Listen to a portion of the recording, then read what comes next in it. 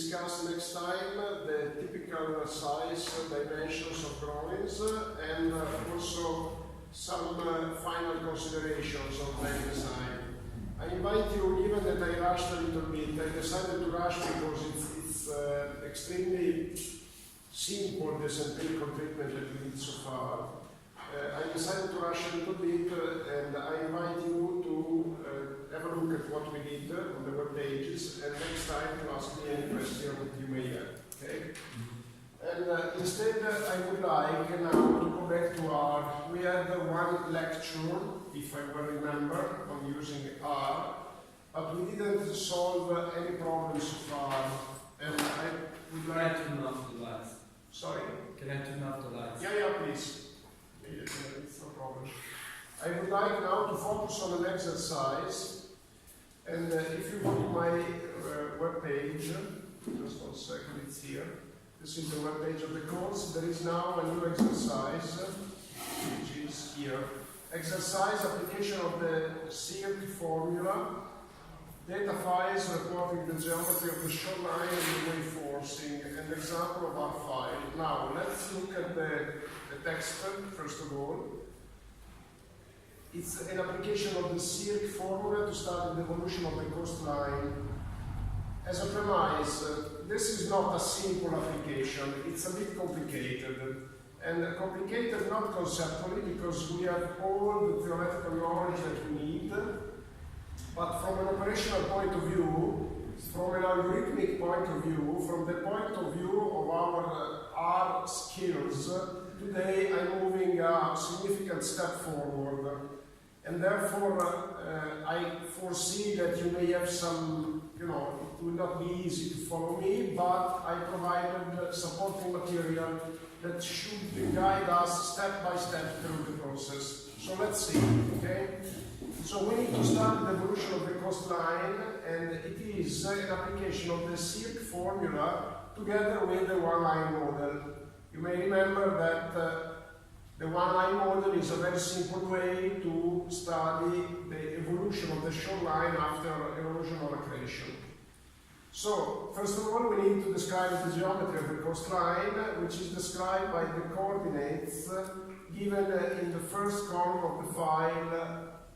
Here, you have the link of the website, so don't lose time to copy it. The second column reports the limiting geometry of the shoreline, which would be obtained if a significant erosion occurred.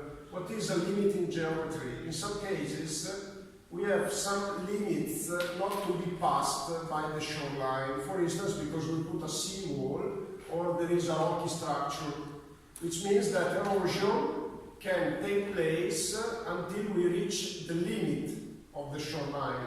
If there is a barrier, erosion cannot move forward. The limit is not always there. There are cases in which we don't have any limit, so the erosion can move forever. Usually we find a limit, because the limit may be a road, may be something that we absolutely don't want to pass. Okay? If there is a limit, of course, we have to put a condition in the one-line model that if such limit is reached, then there is no more erosion. And therefore, there is no more production of sediments downwind. We are not putting any limitation to erosion in this exercise. There is just there a limiting geometry, because if for some reason you want to modify the algorithm that I'm proposing to you, of course this is possible. This is, you have the capability and the knowledge to do so. You have the data. But again, we are not using this second column. We will see the file later. Okay, and then it is suggested that we take a spatial step along the coastline of 150 meters. And this spatial step is adopted on the y-axis. This is subjective. Namely, if you have a coastline, you will see that our coastline will be described by something that looks like this. When we will plot these coordinates in R, we will get something, if I well remember, we will see, something that behaves like this. Okay? And therefore, we need to study the evolution of the coastline for delta space, finite increment of space. I decided in this exercise to fix the finite increment of space through equally spaced intervals on y. Okay? Which means that if you move for this delta y here, you refer to this increment on the coastline. If you are here, for the same delta y, you have a higher distance along the coastline. Okay, this is just up to you. You can decide the data of the y or the x. I just want to make clear in this exercise that I'm using data on the y-axis. And how much is the delta y? The delta y is 150, I'll tell you, meters. Okay. The time step is 2 minutes, and expressed in days, it's equal to this number, just let's say 2 minutes. Then we have to define the wave forcing.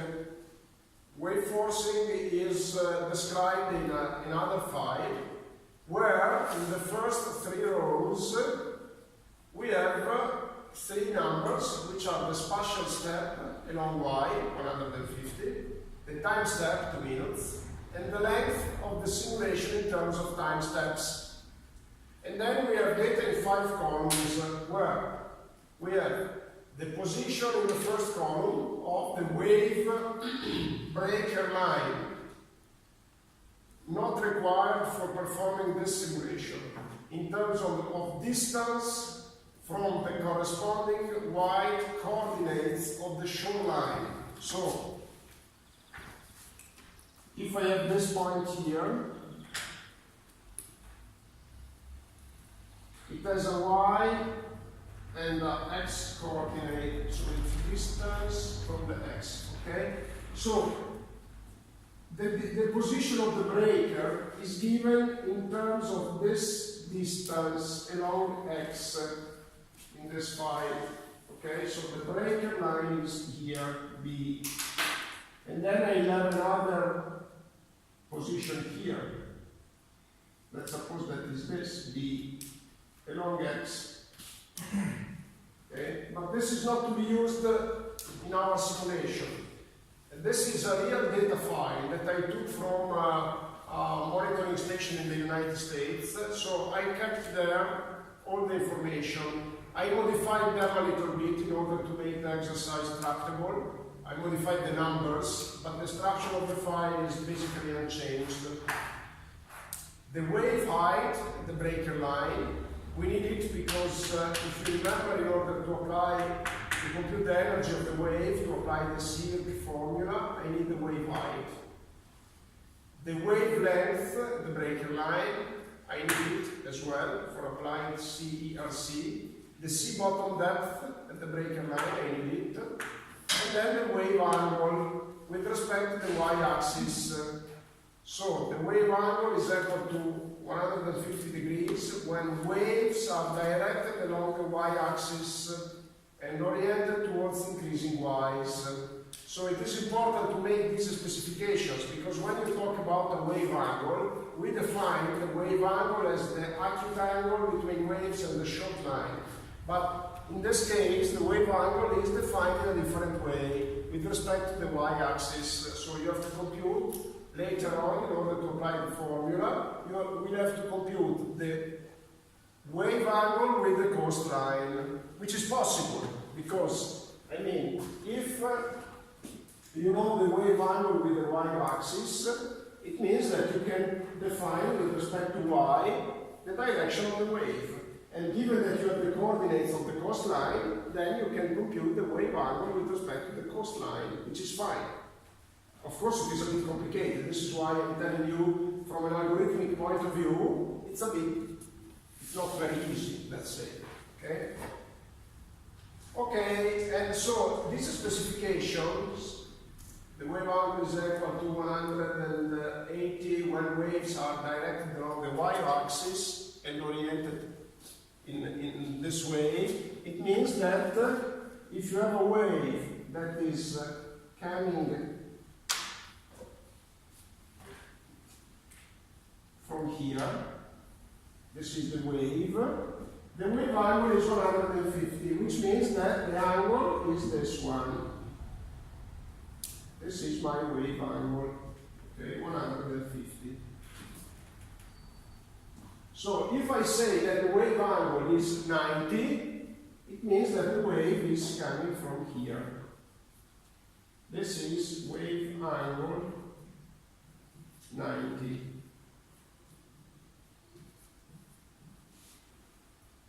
Okay. Wave angle 0 is this. This is 0.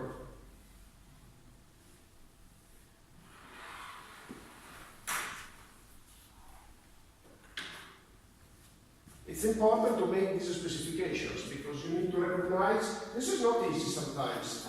So you look at a data file and you see wave angle, and then you have to look at other web pages to understand how it's measured. Okay, so the student is kindly requested to run a simulation of the pitch evolution along 1000 time steps. That's it for the text of the exercise. Now let me go back to the web page and let's see the data. So geometry of the shoreline, let's click here. These are the data. In order to save it, I'm working on Windows now. I suggest that you right click on the window and you select Save Page As, salva pagina con nome. And then you select Documents. And you see that there is already a name that is proposed. Text document called coast. Yeah, so just 1 second, we are here. Geometry of the shoreline. Click. And then you have here the wave forcing. You right click, save page as. Save it in documents because we learned that it's the best thing to do. And the name is already proposed. I already saved them in my documents directory. So if I make save, it asks me, do you want to replace it? Yes, fine, no problem. So this is again the geometry of the coastline which I saved.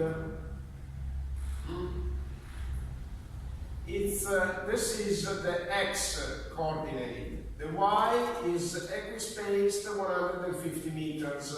And the x coordinates, remember, first column is the current coastline, second column is the limiting coastline.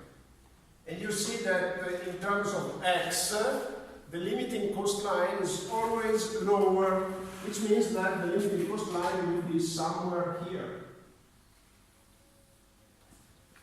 Okay? Because x is always lower. Limit coastline, which means the limit that cannot be exceeded by erosion. If you get there, you should stop your computation. But again, we are not making any constraint of the program today in order to. The limit coastline is just an information that is given to you for your knowledge in the context of this exercise. Okay, so let's look at the wave forcing. Wave forcing. Okay, you see, you remember that the first three numbers, first three rows, you have three numbers. 150 is the delta y. 120, you see the comment here, time step in seconds. 1000 is the number of time step of simulation, so it's 2000 minutes, it's less than 1 hour. It is not really, okay, it's very limited. Usually when we run these models, we run them for a longer time. Okay? Okay, so, and these are the 5 columns.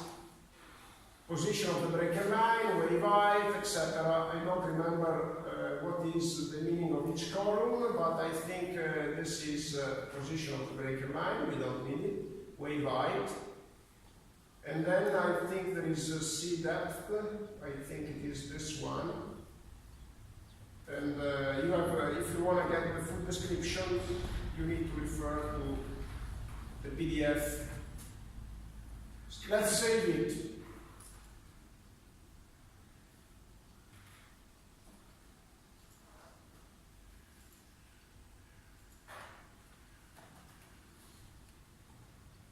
Okay.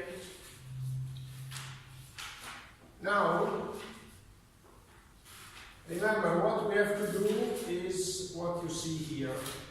So these are the 5 columns again. Position of the breaker line, wave height, wavelength, sea bottom depth, wave angle. Good. Keep in mind that the wave angle can change depending on the position. It always refers to the y-axis, but changes. In fact, the wave angle is the last column. Let's see, wave forcing. You see that it changes a little bit, not much really.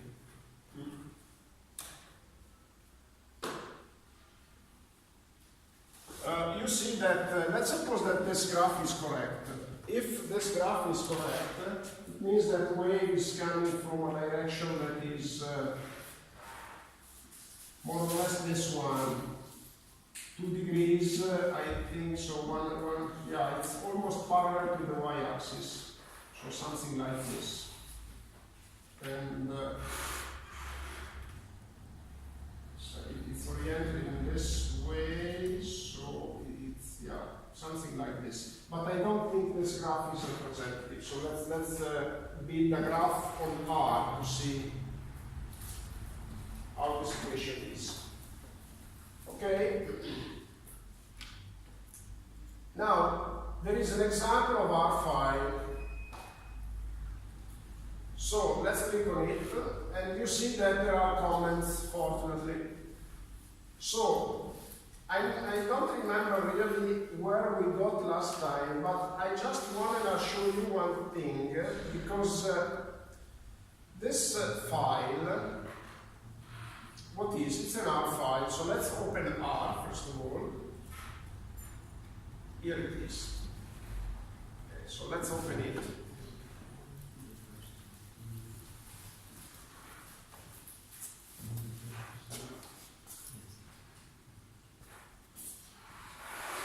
So we know how to upload the data in R. We discussed how to find the right path, where to put documents to be read, text file to be read, and we learned what are functions, etc. Okay? We didn't learn so far what is a program. A program, if I remember, I didn't introduce you the concept of a program. What is a program? A program in general, a program is a sequence of instructions. A sequence of instructions.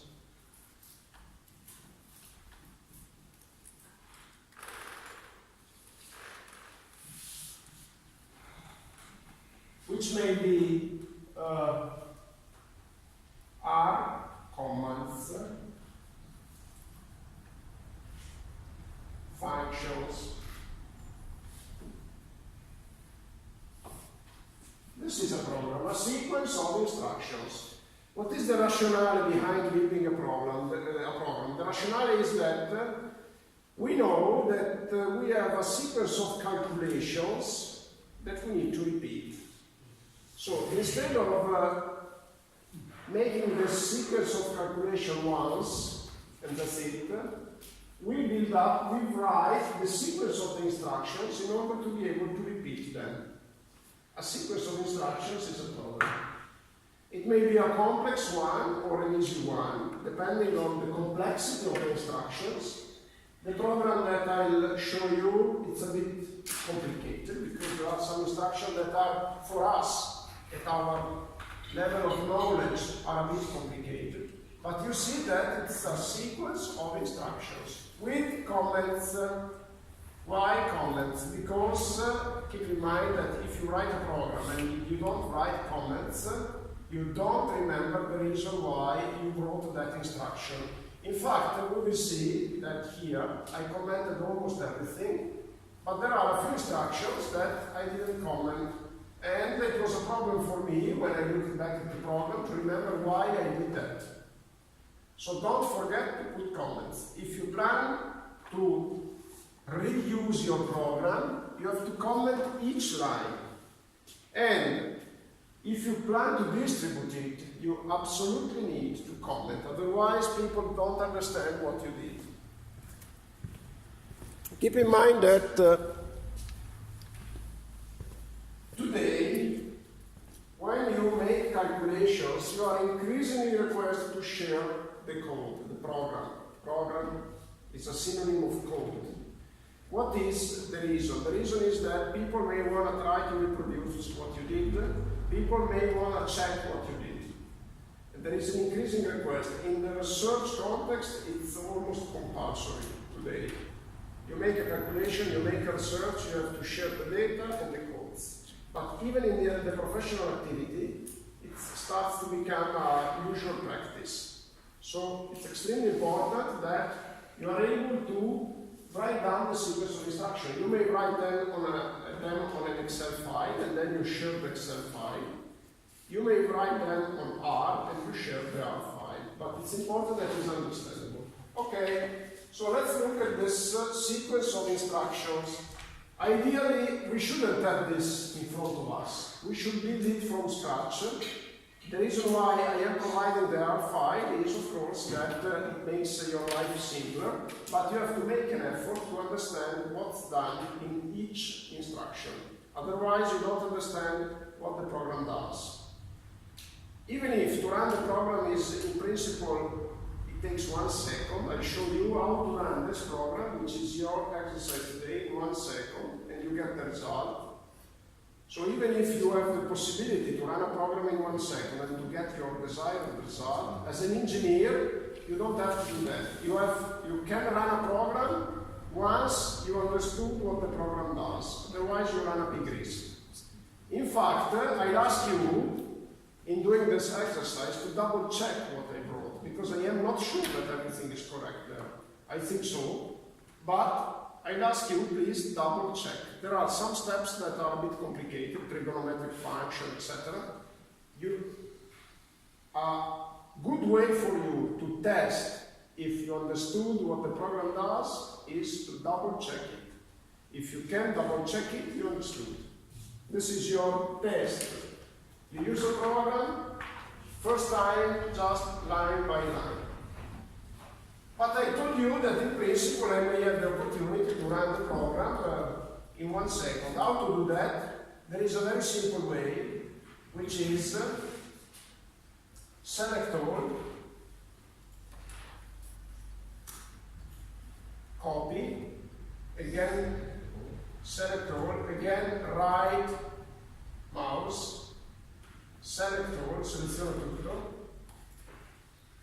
right mouse again, copy, and then I go to R. Let's clean the screen, paste,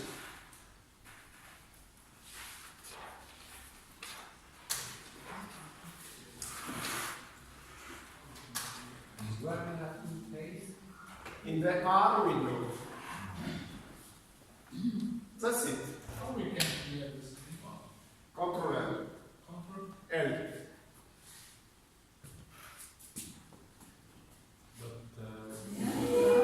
Sorry?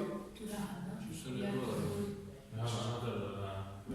Okay, if you found errors, it means that the data file is placed somewhere. Look at the error and read the error, please. I have an error on N delta T. Not not found because probably the file was not scanned. If you go up, so it didn't find the file. Per farlo trovare. Documents. Did you save the file, the data file in documents? And last time when we made our first exercise, did you check that the document is the correct directory? There is something, check with your file manager if you have in documents the file. Who is running file? One. What about the others? If it doesn't run, it's a problem of that it doesn't find the data file.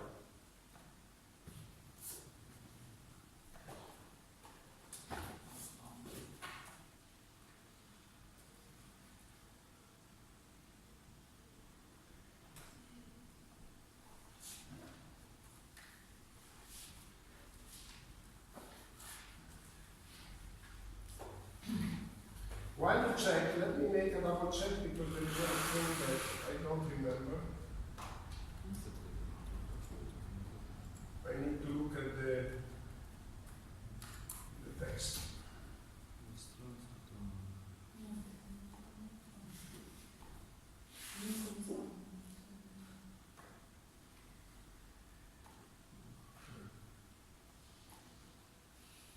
Che formato li salvati? Qui due all'inizio. Tutti e tre.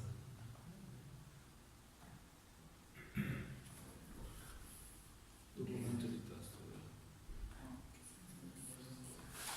Formato due salvati.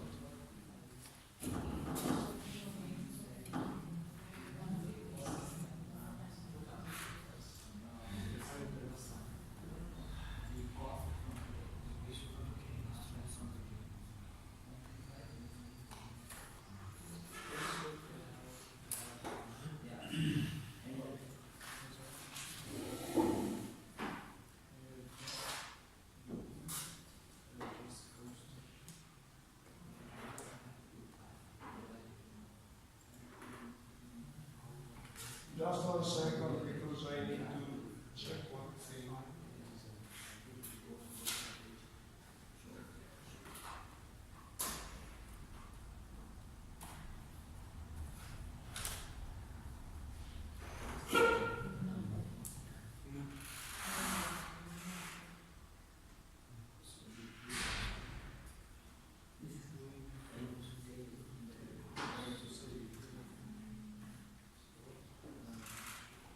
Sì, come documento di testo.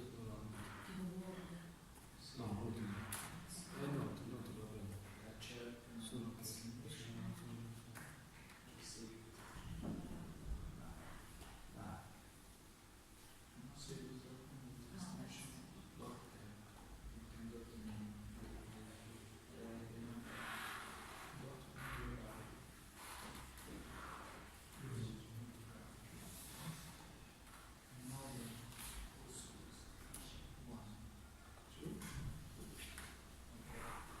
So, who is still in trouble?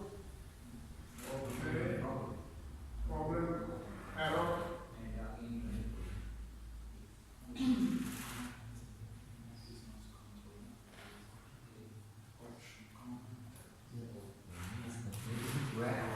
No, just 1 second. Okay, who is in trouble? Please look at the screen here.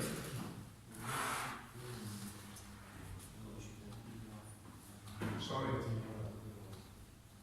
Okay, so who is in trouble? Just let's copy until t equals 0. Copy.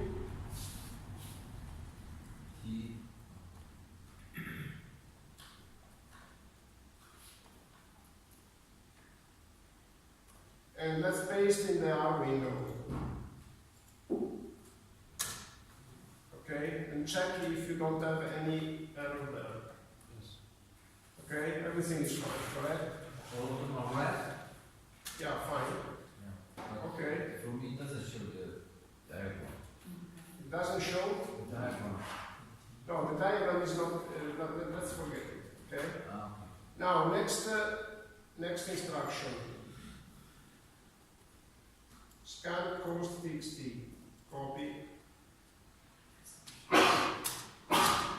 Okay, error. Okay, so there is a problem in the position, so you didn't place the file in the right position. Just let's make this experiment, please. Write 40 file equal to, between commas, draft.txt. Okay, no mistake, correct?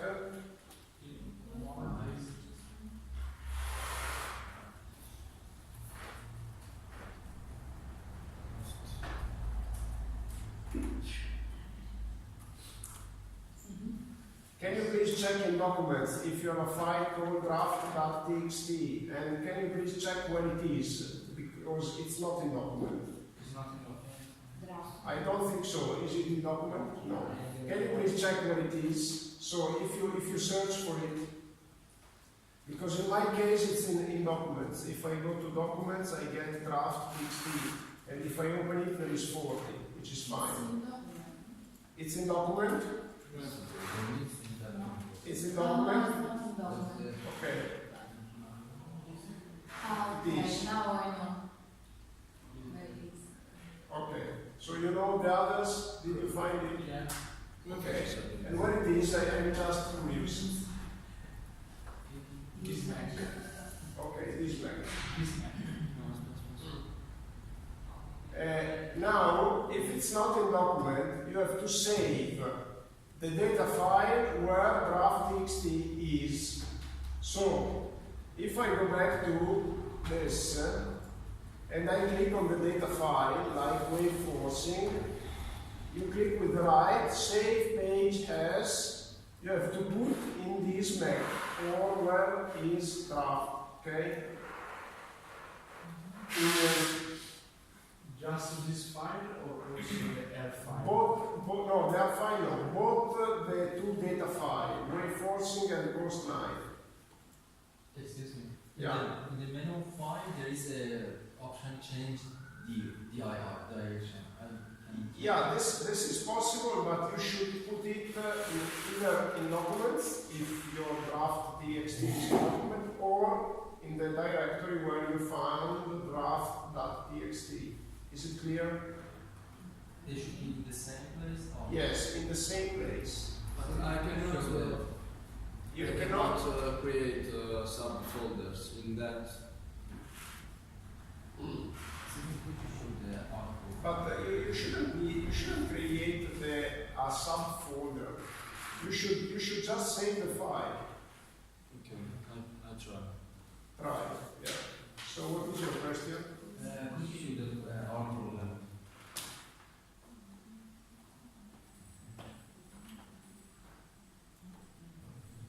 Now, if you save the file in the correct place, can you please repeat the instruction here one scan and check if it works?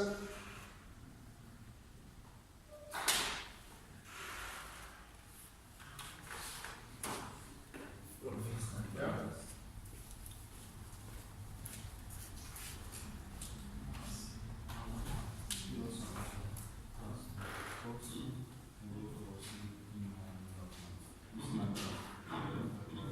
Okay. Aspetta, no, trovo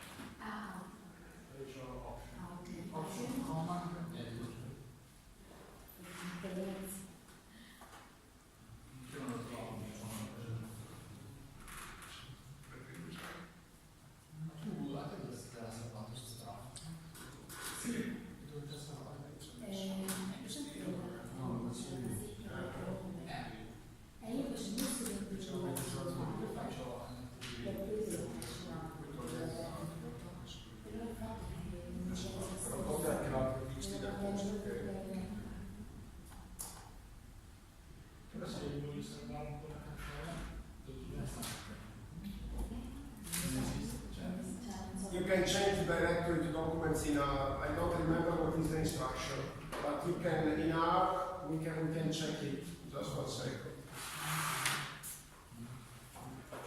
If you give me 1 minute. If you search on Google, change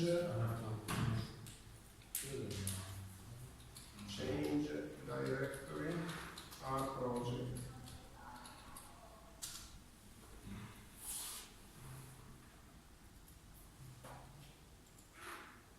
Sorry. Okay, working directory and workspace, default working directory, changing the working directory, use the set wd R function. So basically, if you go in R now, let me see here, and if you get wd, it gives to you where it's working, the full path. And if you wanna, you may wanna say set wd, and then you need to put the full path between commas.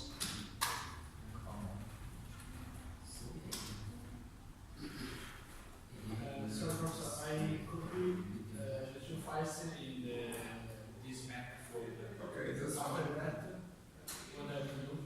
Nothing, you just have to rewrite, try to rerun this instruction. Check, because the program needs to be rerun. Okay, so try to rerun it.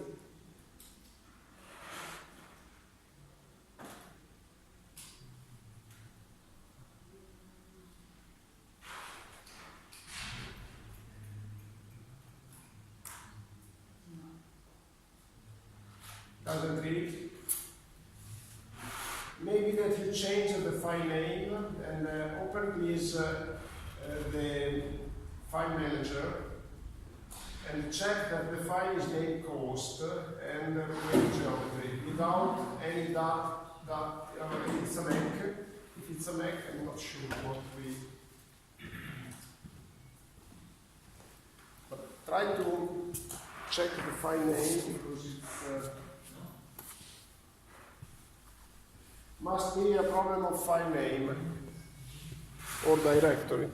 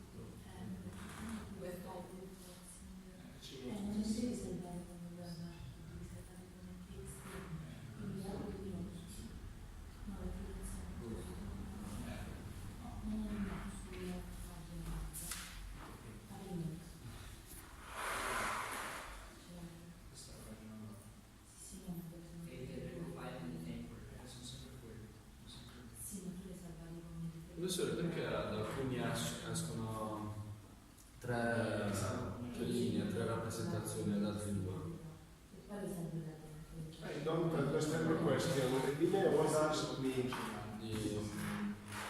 The coastlines, I think, I guess. Coastline? One black and one red. Because the red is the limiting coastline. Okay. And the blue is the evolution of the coastline. So red is limiting, is not used. The black is the current coastline, the blue is the new one.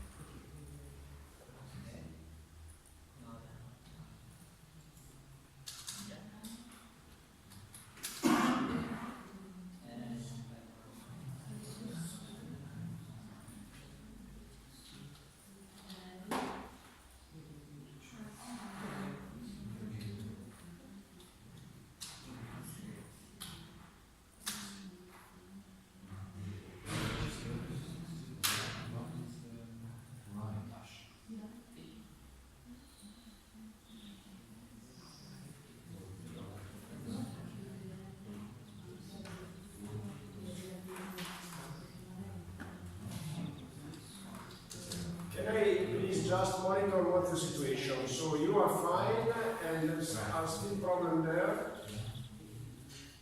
and here, correct? But you are solving it, I guess.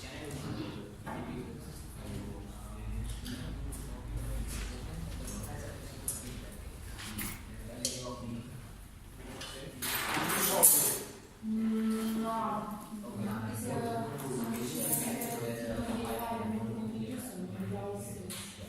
Devo cambiare il telefono. Deve andare, so you have to leave, or because I see that you are putting your PC back in the bag. Yeah, because it's there, so I don't have to Ah, charge. okay.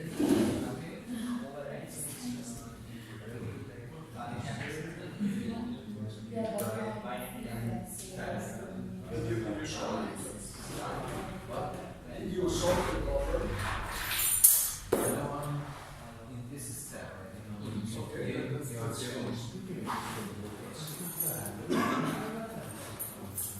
This is fine, we're ready. So,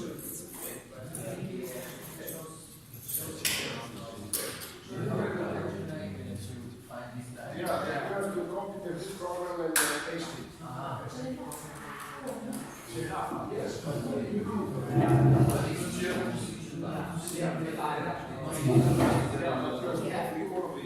of it. From its website, you don't have to make the notepad. You have to use this notepad. Yeah. There is this like art files, you maintain everything. No.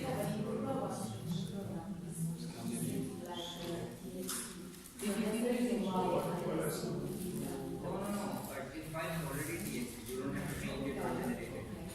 Because when you copy it, the location of the columns get disturbed. That is the problem.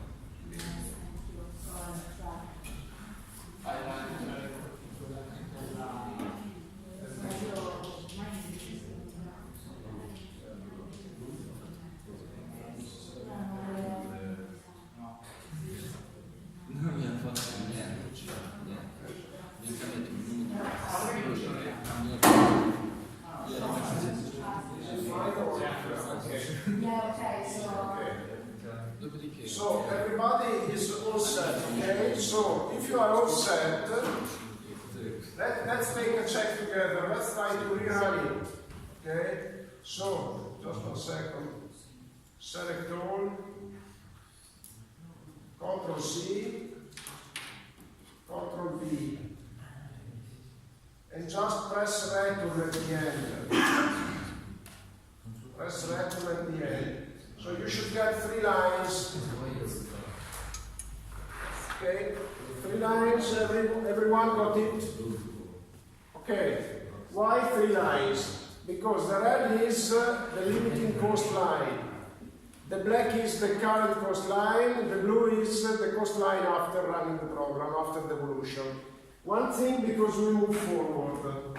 Because I did a mistake, let's say, not a mistake, but I was not precise, when I said that this is the wave direction. I was mistaken because I saw on the file, on the data file, if you look at the last column of wave forcing, that the wave angle is about 2. So I thought that it was 2 degrees centigrade, and therefore this is why I put the wave in this direction. Because if the wave angle is to be interpreted as this angle, I thought 2 degrees is about this direction. But actually, this is not 2 degrees. I have to measure in pi. So 180 degrees centigrade is equal to pi. Okay? So if the angle is given in pi's, 2 is something like this. Okay? Which is fine. This is what I am expecting. Waves approaching the coastline more or less at an angle. But the other arrow that now I removed was not really meaningful. So I spent some time while you were solving your problem. I had to feed you back what the problem, my problem was. And the problem is that the angle is given in pi's. Okay, now with this check, we run the program. Keep in mind that any time that you want to rerun it, you have to paste again. Because some of you thought that by placing the file in the correct place, the error would disappear automatically. No, because the errors are referred to the previous run. If you want to rerun the program, you have to paste again the instructions. Good. Now, the most difficult part comes because we have to understand line by line what we did.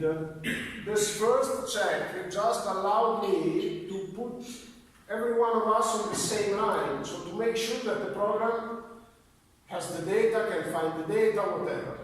But now we have to look at the concept.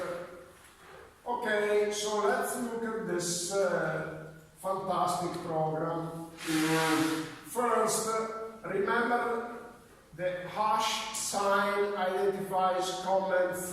So everything that is placed after an hash in R is ignored. The hash can be at the beginning of the line, and therefore the whole line is ignored, or can be put in this position, like here, you see in this line, the hash is after the instruction. It means, again, everything that is after the hash, up to the end of the line is ignored. So you are allowed to put comments even in line after the instruction. Now, what are these instructions? It's written here in the comments, is initialization of the data. So the first part of the program is just input data. Some data are uploaded from the file, some data are directly uploaded in R. So, for instance, raw of sediments is mass density of sediments. Raw is seawater mass density. Here you see 1025, just before I said 1024. Don't formalize on the number. It's more or less 1024, 1025. Gravity acceleration, I need it somewhere. If you look at the computation of energy of breaking waves, you need gravity. Porosity, we need porosity of the sediments somewhere because the CRC formula is to mean the mass sediment transport. If I want to turn into volume sediment transport, I need to know the porosity. Here there is a small imprecision because the comment says porosity and 0.6, while here it's placed 0.4. Don't formalize on the comment. Okay? And you can change these numbers.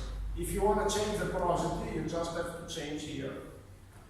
K 0.7, you remember K what is? It's an empirical parameter that is plugged into the CRC formula in order to compute the actual sediment transport. It's the constant of proportionality between energy and sediment transport. S130 is Mitchell's law. It is not used.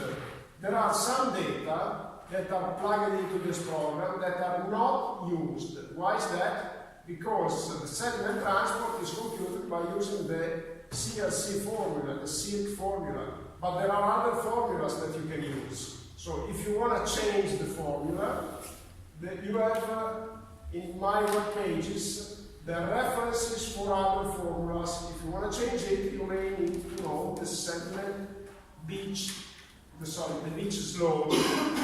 We don't use it. D50, it's not used. Again, D50 you know what is.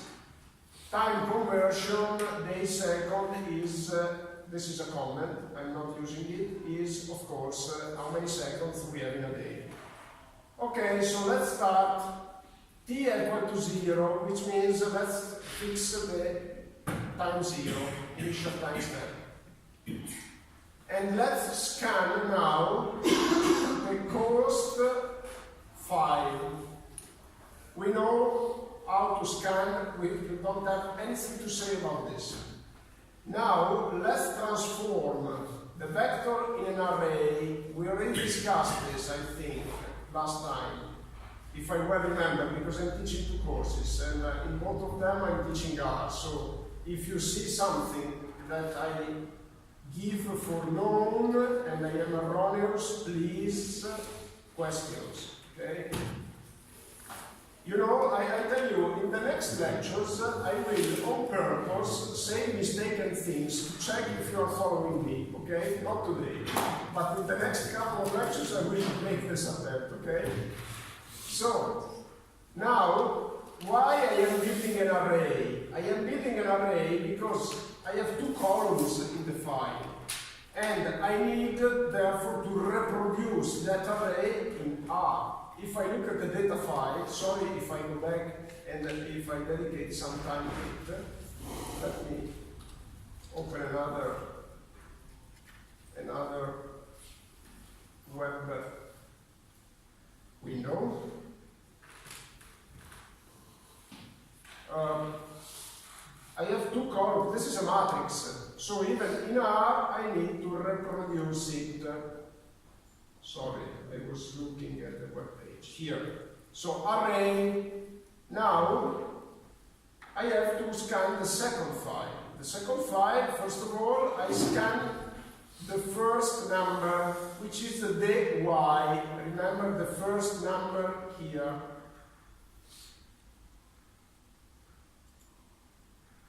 dy 150. Okay? Good. So I'm scanning this. Upload. Okay, here there is a syntax error. Upload of dy. A syntax error in terms of just grammar, not a syntax error in the file, in the program. Now let's scan the t, but you see, when I scanned here dy, I specified n equal 1. What is this argument? It says that it has to scan only one number, because otherwise, if you don't put n equal 1, it scans the whole file. Okay? So make sure that you understand everything, and if you don't understand, stop me. Now, second instruction, scanning dt. Skip 1. What is skip 1? Skip the first line and read just one number. I tell him to speak the first line because it was already read. Okay? Now, n delta t, again scan the same file, skip 2 and 1. I am uploading the number of times that please. The epsilon and dt, what are? They are the delta of the y coordinate, and the t is the delta t, delta time. And the y? The y is the delta on the y coordinate. Okay, because in the file of the coastline geometry you have only the x, so you have to fix the y's. Okay. Now we have to upload the rest of the file, the 5 columns. So let's take a variable, let's call it PR2, scan waveforcing.txt, skip 3, because I need to skip the first 3 lines. And then this is to be transformed into an array. Okay? Keep in mind that inputting data into a program is the first challenge. So to understand how I have to read the data file, to understand how I have to give the data to the program, it's always a nightmare. So don't be concerned if now we are spending time on this. Okay? Now, this array, it's better if I isolate each column into a vector, just for simplicity of treatment, okay, for clarity of presentation to you. So, the position of the coastline is the first column of PR1, the first data file that I read, the first matrix coastline geometry. So, I'm saying that XLC, which is the position of the coastline, I take the first column of the matrix, PR1, 1, comma. The second column is the limiting position, which I will not use, but for plotting it. Okay, so I put the 2 columns of the geometry of the coastline into 2 separate vectors. Everything is clear? Okay. Now, this is a test instruction, I'm not commenting on it, okay? It allows you to make a synthetic experiment, and it's just there commented, so no comment on it. Now, I have to put into vectors the 5 columns of the wave forcing. So DLF is the position of the breaker line, first column of PR2. HB is the wave height, second column. Wavelength, LF, third column.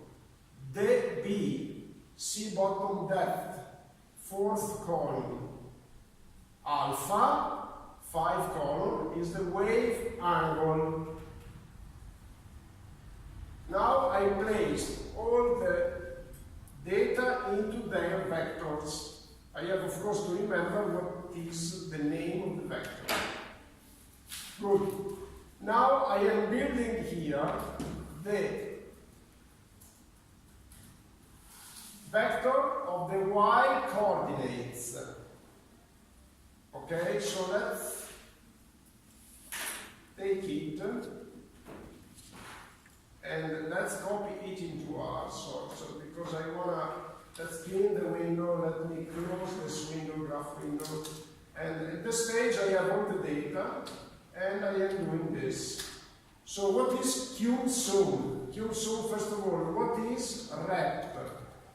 The y20. It's a vector that is a repetition of the y 20 times. So this is my sequence of delta y. If I make the QSUM, it's just the integral of the previous vector. That's it.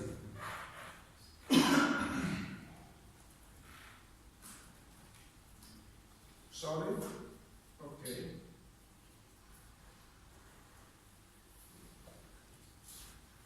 Everything is clear?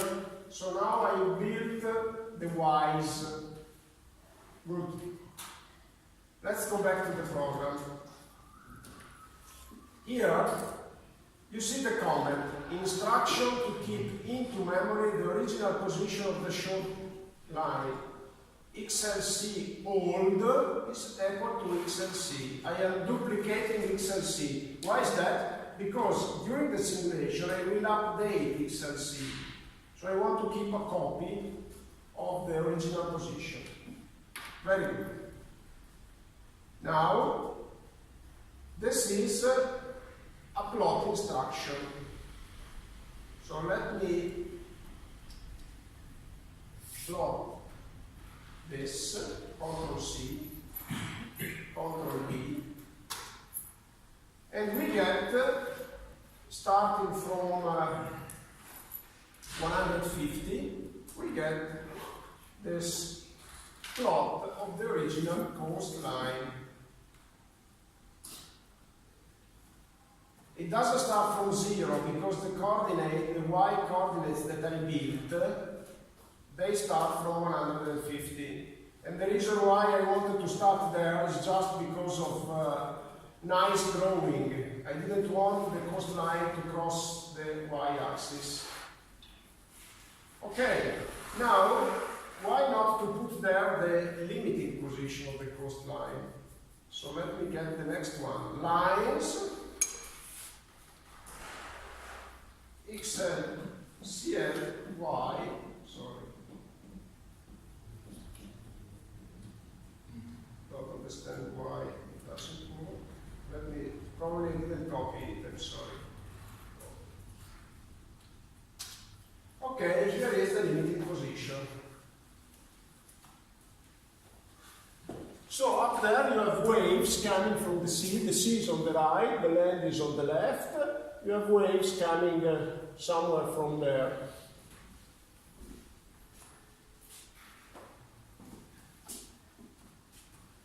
Let me show it here.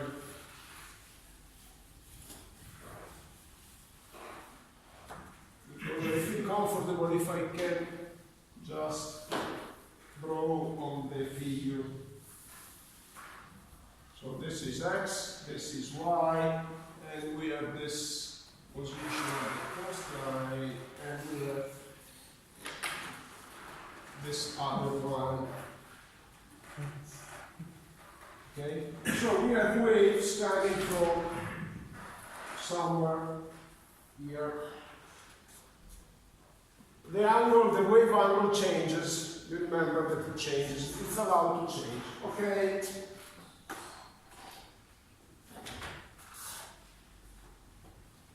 Now, what is this vector? This is the vector of the segment transport. I want to initialize it. So I need, remember that I have 20 spatial steps, 20 delta y.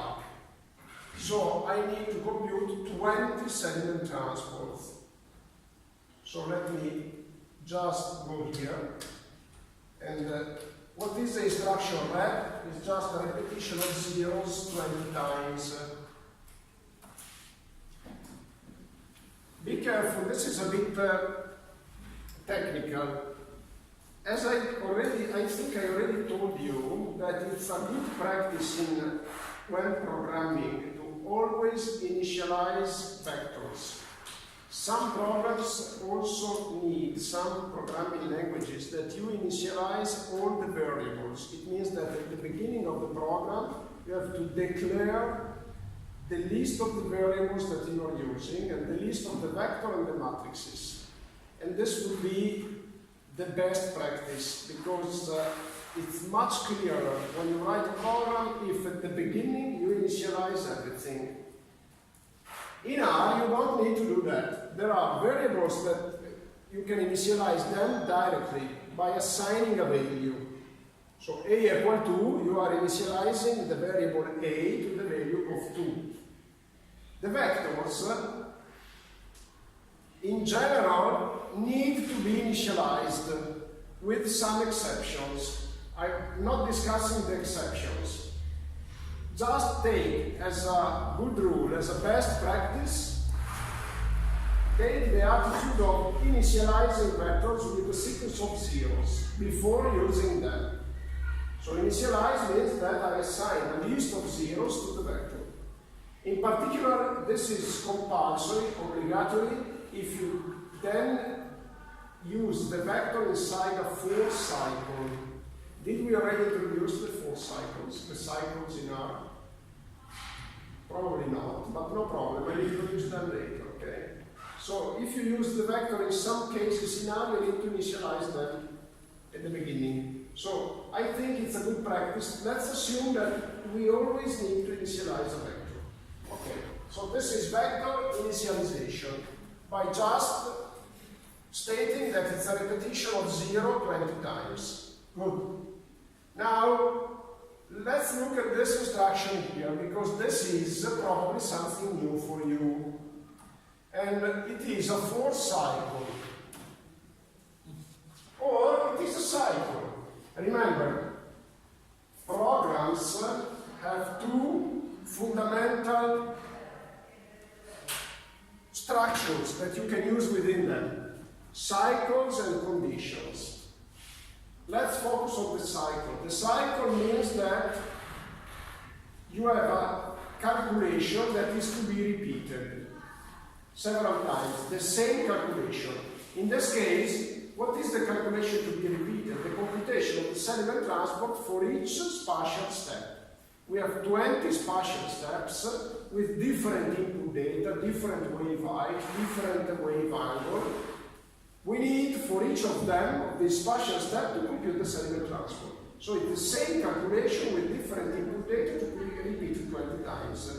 So it's better to use an instruction that allows you to repeat the same calculation by just changing the index of the vector. And this is the for. So the for instruction in R, you just say for. I write in capital letters, but in R you have to write in lowercase. For I in 1 semicolon 20 or 19.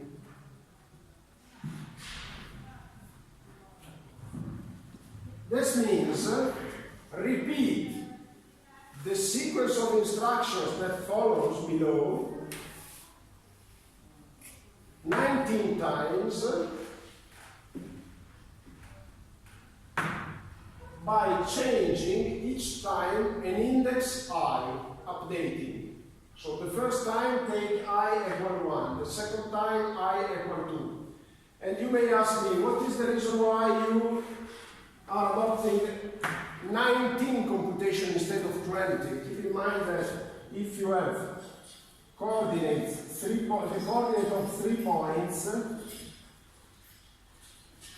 the step between the 3 points reduces to 2 steps. Okay? So the reason why I am putting 19 here is that I have the coordinates of 20 points along the beach. If I want to compute the Seliman transport in the steps are 19, correct? Perfect. Okay, so again, keep in mind the index I, and then you have to open a bracket. Why a bracket? Because the sequence of instructions to be repeated has to be placed between brackets, curly brackets. Okay? In this case, I have only one instruction, so I could just write the instruction without the curly brackets. I just wanted to put the curly bracket there because to emphasize, to highlight that if you have more than one instruction, you need to use curly brackets. So better to always use them, okay? And what is this instruction? To be repeated 20 times. First of all, here the index is J, the very index of the 4. You see that this instruction is changing, transforming XLC, which is the position of the coastline. XLC, at each step, you see that the index of the vector is J. It means that at any step of the cycle, it looks at the subsequent element of the vector. Is it clear, everything? Okay? And then it computes the average. This is a smoothing of the shoreline. I am smoothing it. Smoothing means that you make it more regular. What is, you could skip this time step. The reason why it is taken is that when you describe a shoreline by points, it may become a little bit, how to say, spiky, maybe, I hope I'm using the right term, because of the discrete representation. It's better to smooth it. But you may see it if you want. Okay? The reason why you have to be careful about these sudden changes of direction of the shoreline, like for instance, let's suppose that you describe a shoreline and the shoreline is described in this way. Okay? So, and you see that you have a sudden change of the direction. This may be a mistake. This may be something that it's placed there, but maybe that it's not like this, but it's like something like this, you know, actually.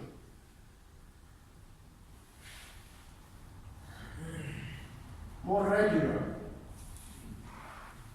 And so this is why I decided to smooth it. Smoothing means that I am computing the average, so I transform the shoreline in something like this. It is smoothed.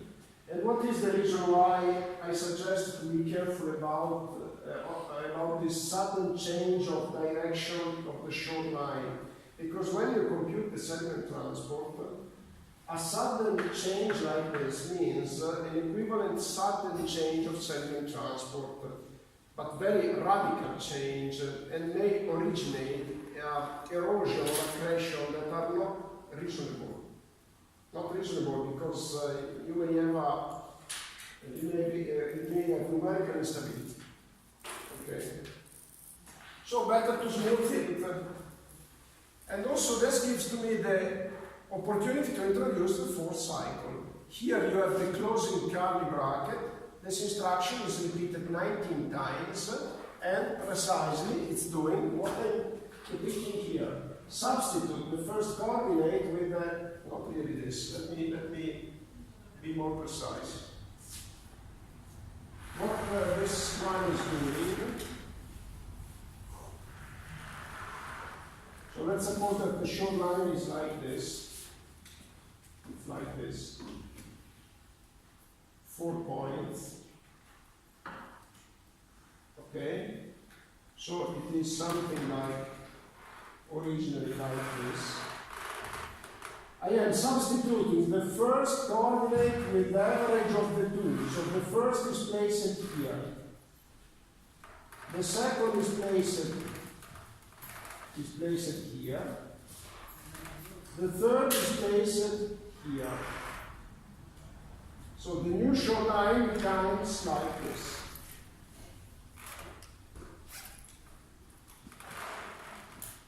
Okay, this is the smoothing. And of course, the last one, you keep it as it is. Okay?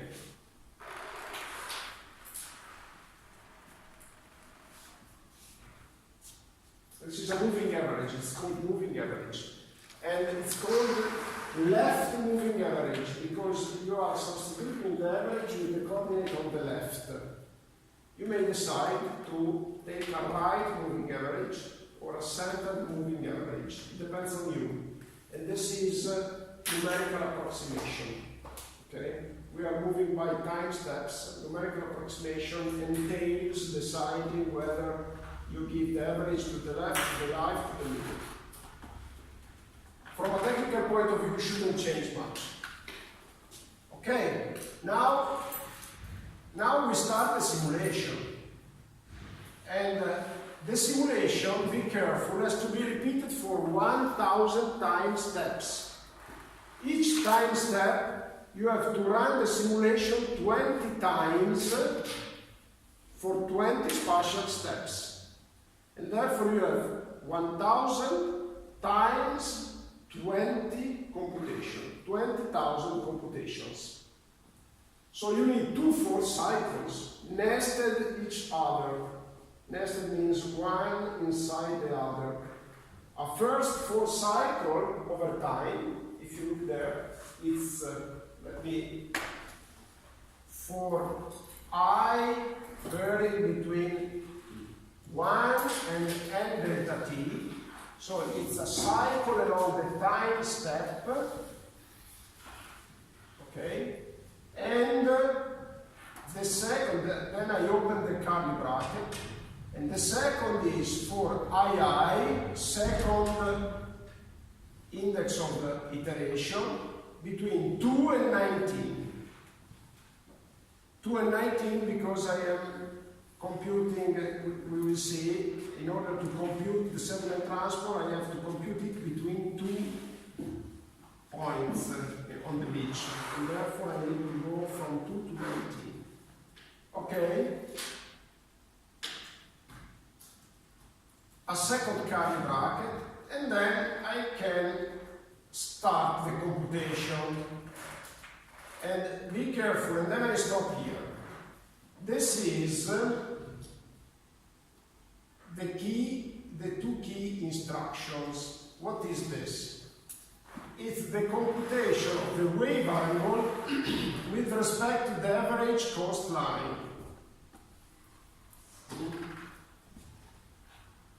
Average coastline means that even after having smoothed, I have to compute the direction of the coastline as an average between the first and second step.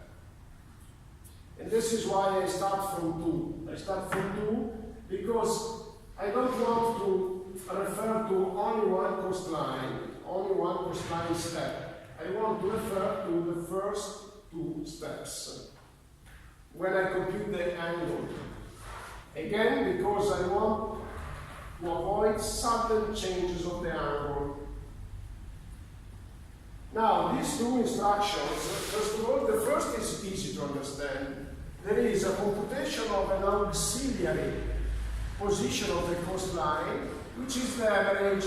You see that I take the average, not really the average, I take the difference in the x coordinates in each step between the next one point, so the difference in x between this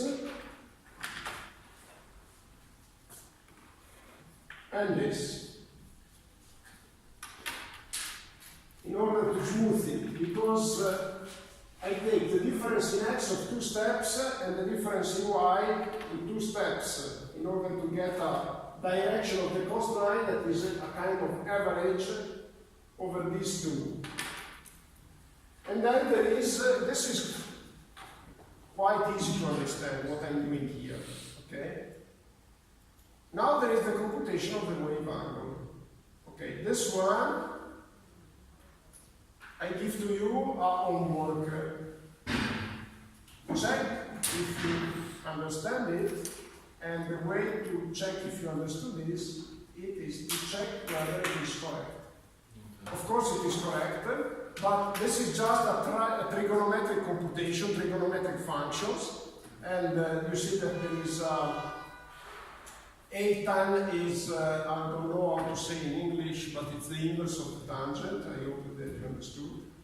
And here there is, you see that dy multiplied by 2, because I am referring to the difference between the two adjacent x coordinates, and therefore I have to refer to a delta y that is 300 instead of 150.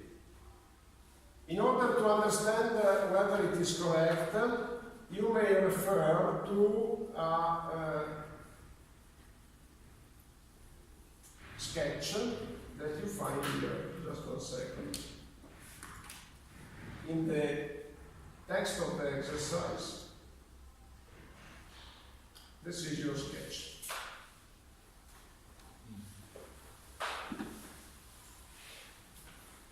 You see the y, the x, and these are the angles depicted there. This is the key instruction. The rest of the program is stupid. It's application of the CIRC formula, which is computation of wave height, etc. And it's not stupid, of course, but this is the only step that needs a bit of focusing, understanding, and believe to me, it's much better if you working alone or in group, focus on it, because if I try to explain this graph, this picture, it takes 15 minutes. So it's better if you double check it, it's a very useful homework. So we have to check the geometry, the output geometry. Yes, and check if you understood this algorithmic instruction. Okay? Because you need to compute alpha 2. Alpha 2 is the angle with the cosine. And then there is, if you have time and you're passionate about it, you can also move forward. Everything that follows is quite easy, is application of the CIRC formula. And then you have the closure of the 2 cycles at the end of the story. And that's it.